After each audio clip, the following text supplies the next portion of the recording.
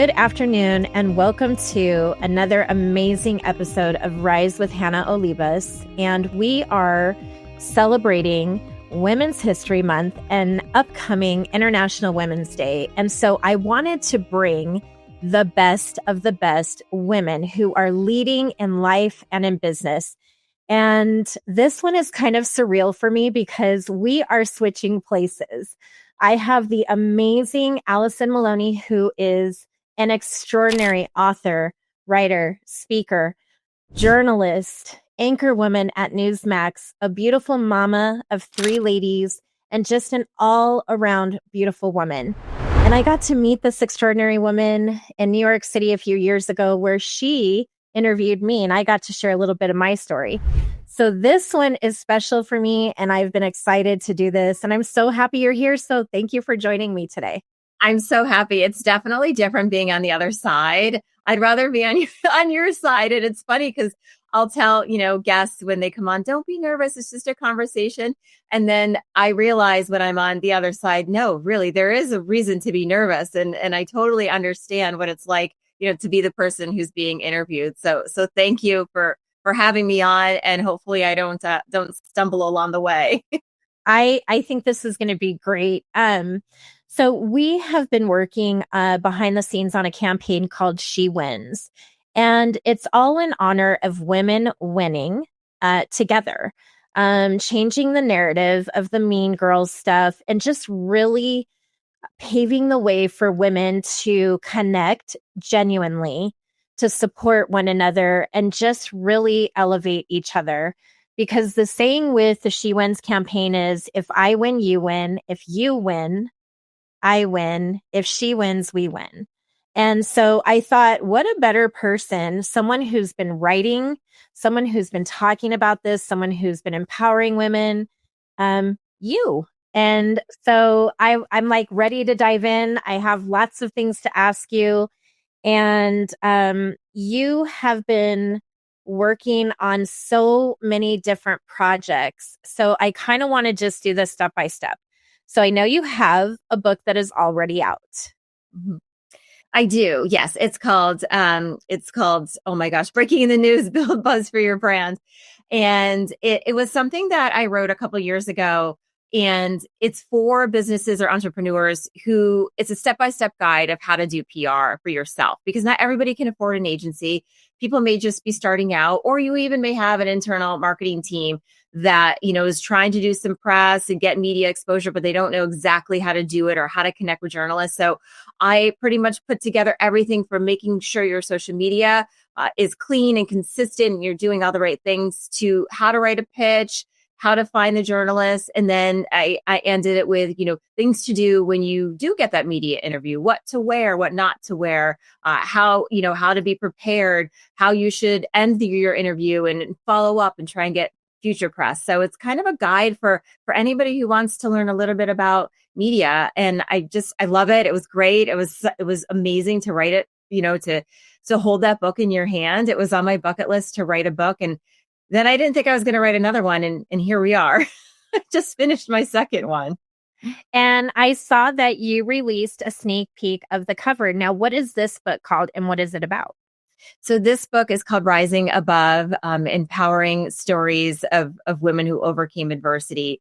And this is a different book from my business book. I got the idea by interviewing inspirational women at Newsmax and their story. And I thought about it. I said, we're only giving them 3 or 4 minutes of a segment and they have so much more. Mm-hmm. And a woman who inspired me was a mom who had lost 2 of her sons to fentanyl poisoning. And she was crying on air. I was crying on air.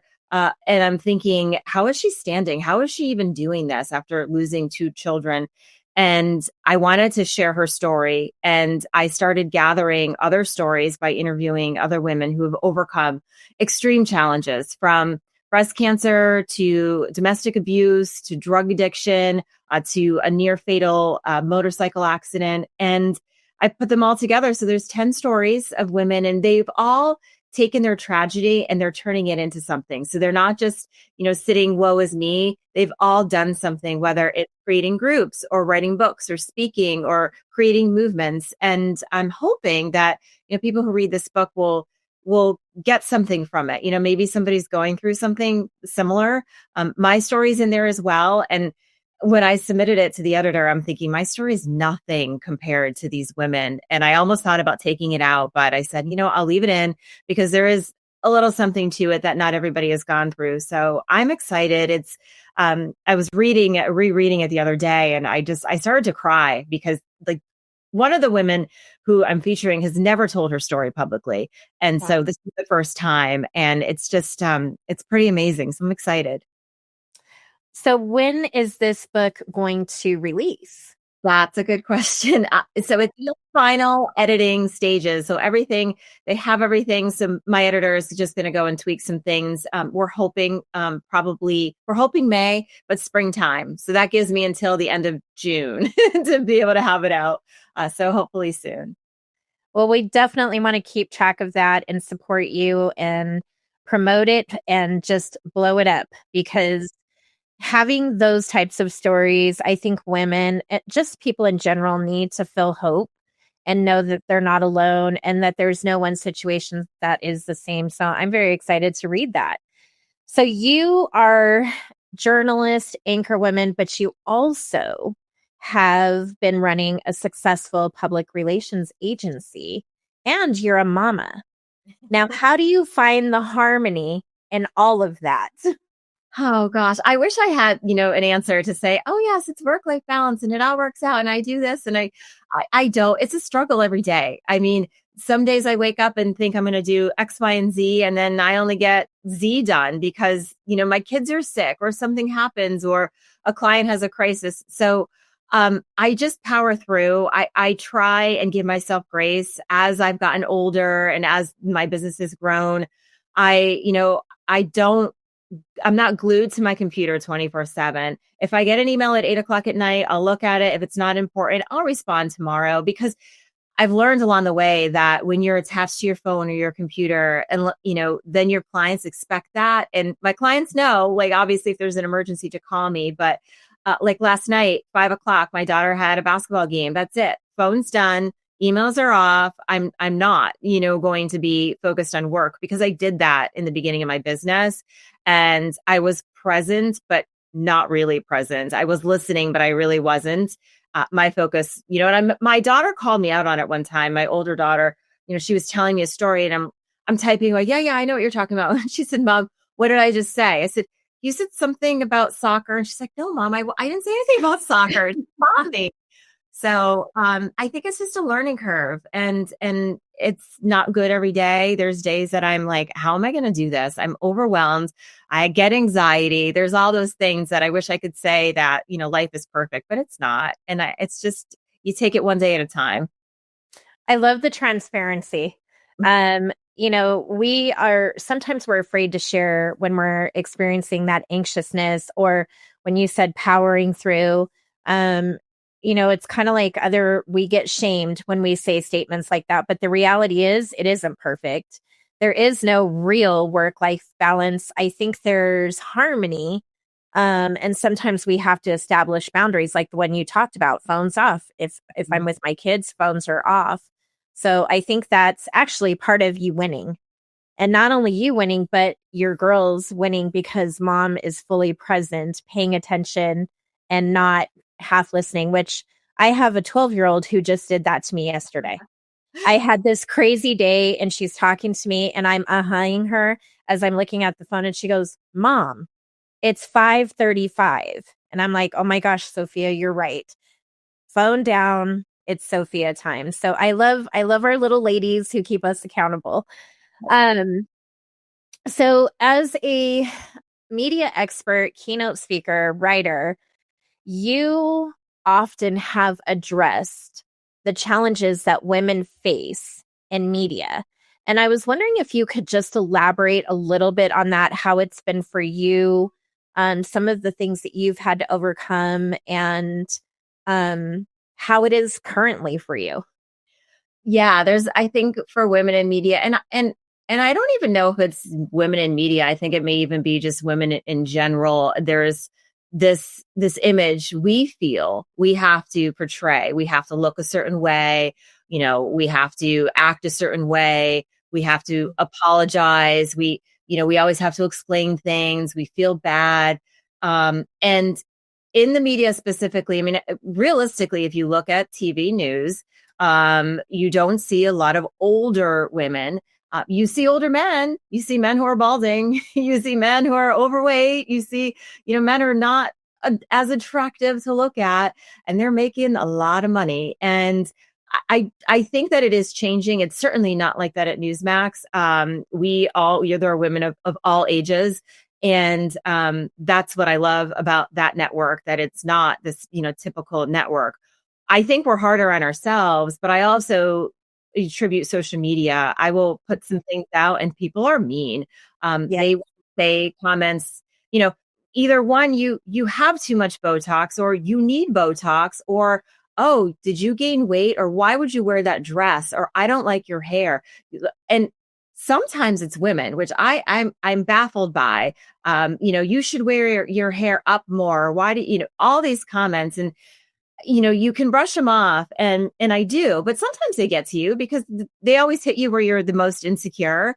And I don't think that they realize that you're putting yourself out there on TV. And also, the reason why people are journalists and broadcasters, it's not, we're trying to tell a story and we're trying to do our job. And I think that they think that we're just reading a teleprompter and it's all about hair and makeup, and that they think that we don't have these insecurities, because people will say, well, you're putting yourself out there, so you should have thick skin and be willing to handle this. I've seen, there was one meteorologist, and I think she had come back from maternity leave, and it was a local news meteorologist, and she got such hate mail saying, can't believe you didn't lose your baby weight. What are you doing? Don't you know you're on TV? I can't even watch you anymore. So she actually addressed it on air. She read those notes that she got and called these people out. I was like, good for you. I think I shared it on Twitter. This was a couple years ago.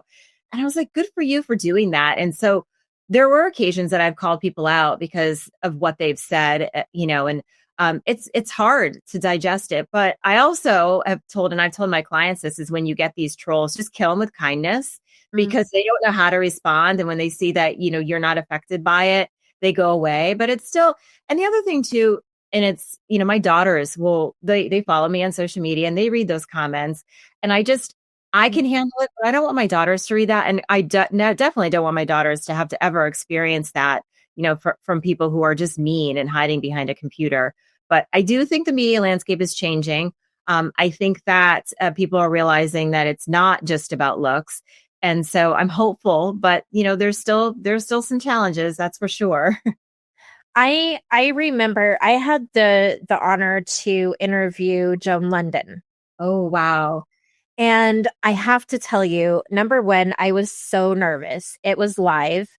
This was almost 3 years ago. She was one of my first interviews. And I am not anywhere in the caliber of you or Joan or anybody for that matter. I'm just Hanna. So as I'm prepping for this interview, she jumps on and she's high energy. She's amazing. And she was just sharing her journey as being a journalist and just all the different phases that she went through, who her mentors were. But there was something that stood out to me. And she said, Hanna, whatever you do, get in the room. Don't be offended by anything or anyone. Get in the room. And if you don't know something, not fake it till you make it, but get in the room and learn and study, go in prepared, go in ready, but get in those rooms. She said that her entire career, she was always having to make either her own room or really just power through to get in those rooms. And I mean, look at her. She's an iconic woman who has paved the way and done extraordinarily well for herself. Not to mention, she's just a great human being. Yeah. But that always stuck out to me about getting in the room and how women have this power. Like, we don't recognize our power. And it was like one of my best and most favorite things that I learned was getting in the room. That's such And advice. yeah, so when I got to interview with you, I was able to see what it looks like, what you have to prepare yourself. Like you said, it's not just looking at a teleprompter. It's such a production. And I think you're right. People don't really understand that you're putting your whole self out there for the whole world to look at you, to say whatever they want, whether it's nice or mean. But the reality is it's a job. You are sharing stories. And I don't think people really understand how much thought goes into what you do on that daily. And until, so how can we help people understand that meanness doesn't need to happen because you are doing a job you love, something that you've trained for, something you've put time and passion into?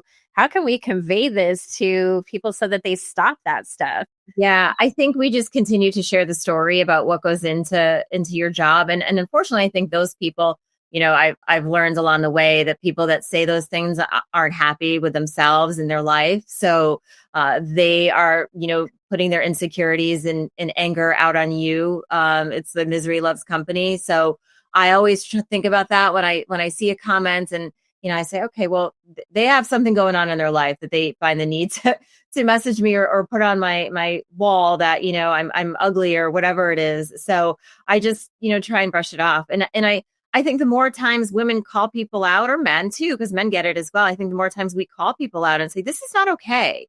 And I also say too, and I've said to them, I'm assuming maybe you're a parent or a grandparent or an aunt or uncle. How would you feel if somebody said that to your daughter or your son? Because they're teaching their kids what's okay. And, being a bully is not cool. So I think that, we just have to keep calling people out, and it's not okay.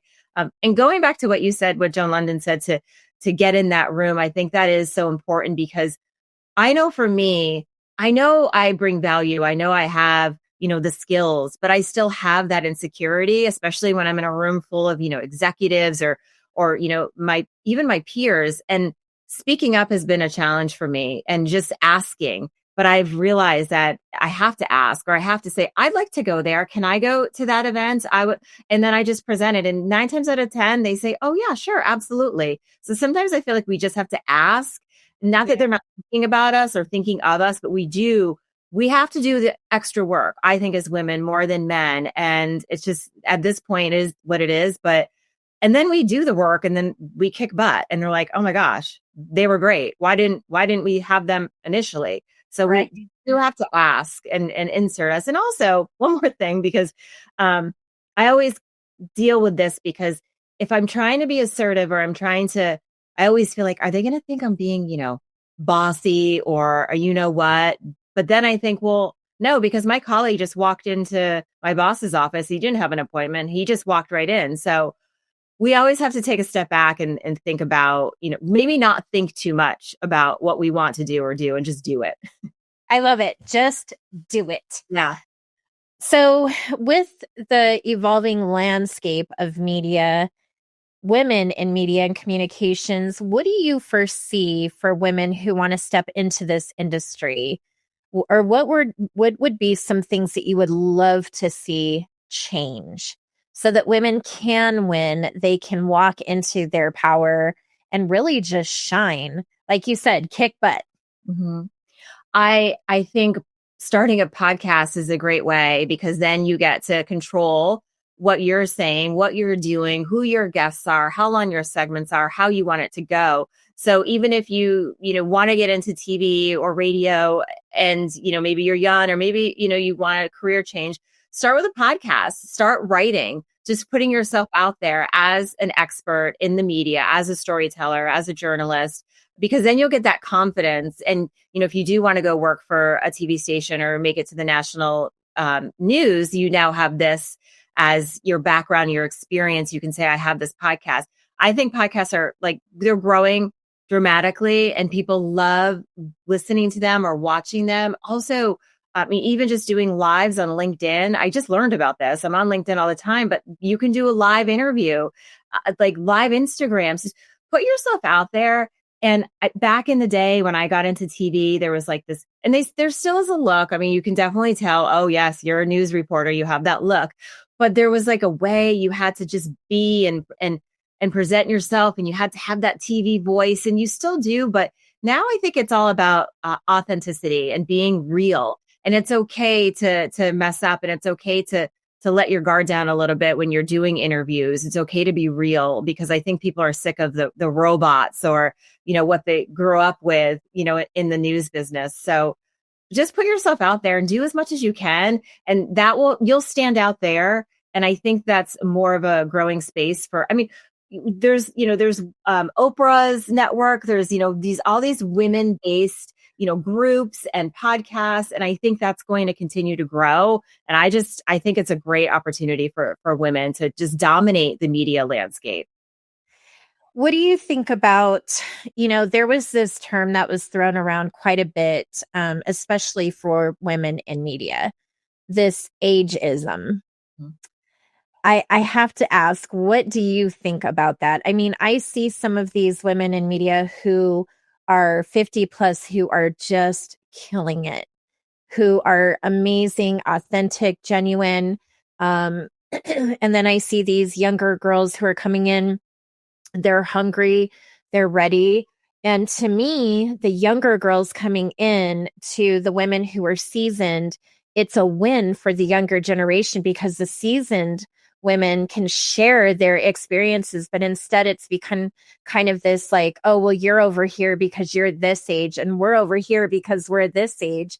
But in my head, I'm like, it could be the best of both worlds. Is that something? Yeah, I think, and just my experience alone. So, for example, where I work at Newsmax, there are some really young reporters, and I mean they're in their 20s, and I'm like, oh my gosh, I could be your mom. And they've come to me and other anchors and for advice, which is awesome. So there may be at other networks, but where I am, it's a full group. I mean, there's a photo that we took at our holiday party, and there's all ages. There's literally the young reporter, her mom was there as her date, who's this gorgeous woman. And me, there was another anchor, all different ages. I would say anywhere from 25 to 55, maybe 60. And we all just act as if we're all the same age, but they will come to us for wisdom, which I think is great, because what's happening in the world of news is a little different than when I started. So if you wanted to make it to network news back in, the 90s or early 2000s, you had to have so much experience. You had to be at multiple local TV stations. Mm-hmm. And now it's not like that anymore. You could probably get to the network news, in your mid-20s, only working at one or two markets. So it's great for them, because now they're at the network news, but they aren't coming with as much experience as the Katie Couric had, or Joan London. I mean, they had all worked. If you look at their bios, they were in, wherever they were, small markets, then to medium, then to large. And they spent 10 plus years of their life getting experience to then make it to the network level. So the younger generation is lucky, but they also have a lot to learn. So it's really important for them to lean on.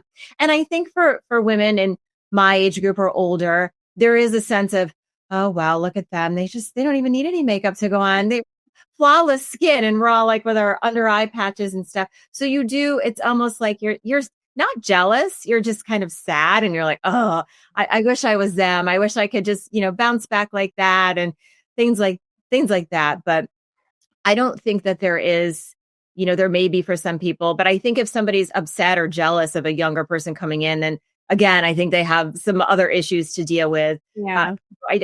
I don't see an 85-year-old news anchor, and I think that's okay. And what I have seen is a lot of women that get out, if they say, what, I think the reason they get out of the news business is because they're just burnt out. It is exhausting. Mm-hmm. We just saw Hoda is leaving, because she basically was like, I just want to walk my daughter to school. I want to make pancakes for her. So I don't know what she's doing now, but she'll, I'm sure, get a great podcast and get some opportunities. But it wears you out. And I think that's really the reason why I think a lot of women get out and they're moms. I mean, that's our full-time job. And so trying to do that and then this, and it's tiring. I I can't say that I completely know how you feel because obviously I'm not in media in that capacity, but even what we do, it's a lot. Um, how are you celebrating Women's History Month personally? Personally, so I'm doing on LinkedIn, I'm highlighting a woman. I was doing a woman a day, and then I kind of scaled back. So I'm going to do a couple of women a week and highlighting whether some I know, some I don't know, but they inspire me. And I'm just doing a post and I'm highlighting them because I feel like they should be celebrated. So yesterday I highlighted a woman who's a professor at Boston University. She also has a communications agency and she's a mom. She's just amazing. And I don't know how she does it all. And I highlighted her and she was like, oh my gosh, this is so amazing. What a surprise. So I think that the world of people who are on LinkedIn need to know who these women are, because what we as women are doing is so powerful, whether you have a business or a podcast or you're a mom. It's so much work and we should be celebrated because we're so hard on ourselves and we are our worst critic. So if somebody out there will celebrate us or give a little shout out, I think it makes, I know it made her day. So gosh, if I could make, 30 women's days, that would be amazing. So that's one of the things that I'm doing this month at least. Yeah. I love that. She's winning because you are putting true authenticity and effort into that. I love that. So, what is next on the horizon for you? Oh gosh, I know. I have about 5 things I want to do, but I have to focus because I'm like, oh, this, and that. So one thing that I'm definitely trying to do is move our business a little bit to consulting. So we'll still do PR, but I want to teach. I want to help people learn how to do it themselves because I love being able to just give that value. So I'm trying to do that. And then I do want to launch a podcast and just tell stories, just like you're doing. And it's not strictly going to be women, but I think it will probably be women focused, just to share their stories and learn a little bit about anything from a fitness, person to health and wellness to entrepreneurs. So I talked to a friend today, another mentor that I have, and said, you need to do it. And I've surrounded myself with women who will hold me accountable. And we're all kind of just trying to coach each other and say, did you do this? Okay, pick a date. This is your launch date. Stop procrastinating. And I need that. And then they need it. And we check in on each other. And I think that is it's a huge thing to have because then, you are held accountable. So that the podcast is going to happen soon. And then the book coming out. And that would be my priority, just to get the word out about that, so people can read the stories of these powerful women. I have seen so many great things come from Newsmax in general. We also got to do a feature piece, and this was a few years back with Sarah Williamson. Yeah, I love her. She's awesome. And she's another powerhouse of someone who displays that bravery. I mean, she completely uprooted and came to Newsmax and wow, right? And I think of her being the girl who was green, going into this room with all these seasoned journalists, anchormen and women, and her having to kind of put her imprint there. So I think what you ladies have done is so extraordinary and so beautiful. And it really does showcase women winning. So my very last question to you is, how can we connect and follow you? How can people support your upcoming book projects? What is the best way to continue to follow your journey? Sure. Social media is kind of where I live and breathe. So Instagram, you can find me, Alison Maloni. My business is Alison Communications, so I have a business page there. LinkedIn, Alison Maloni. Facebook, Alison Maloni, and then my website is AlisonMayCommunications.com. So yeah, I'm on X too, but Instagram's my favorite. That's my favorite platform. That and LinkedIn, I like. Yeah, I love LinkedIn. TikTok too. I don't really do any TikToks. I'll just post like boring how-to videos, but I do like TikTok to scroll through and find funny dog videos and things like that. And before we close out, what would you say to women today who really want to win in life and business, and just really like stop being afraid and just doing it? What would be the one little nugget you'd leave? Believe in yourself, because I feel, I shouldn't say and I still do lack a lot of confidence. And people will say, wait, you're on TV. How do you? A lot of people who are on TV are the most insecure and introverted people you'll meet, believe it or not. But just believe in yourself and get a mentor. And it doesn't have to be, a $10,000 a month coach. It could just be somebody maybe you've worked with, or somebody to hold you accountable to say, do that. You can do this. Sometimes we just need to hear somebody else telling us that we're really smart and that we will succeed, because again, we are our own worst critic. Well, thank you so much for coming on with me today. I've been looking forward to this, and congratulations on your upcoming book and everything that you are doing.